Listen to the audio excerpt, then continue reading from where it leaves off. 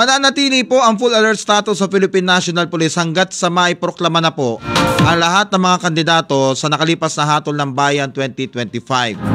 Ayon po kay PNP Chief Police General Romel Francisco Marbil, layo nito na tiyakin panlalo na magiging ligtas at mapayapa ang nakalipas na halalan sa kabila po ng mga naitalang insidente.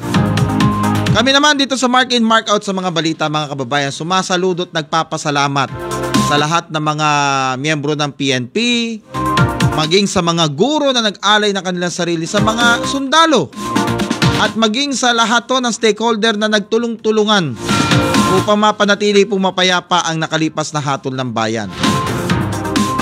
Dahil kung hindi po dahil sa inyo, baka mas grabe pa ho yung mga nangyari. Mas mainam na hong ganito na nakontrol. Bagamat meron nga mga nagbuwis ng buhay, kinalulungkot po natin yan. Pero gapaman, kung hindi ho dahil sa pagsusumikap ng ating mga pulis, sundalo, sabi nga ni General Marbil, dapat ang gusto ng pulis, ligtas ka. Diba?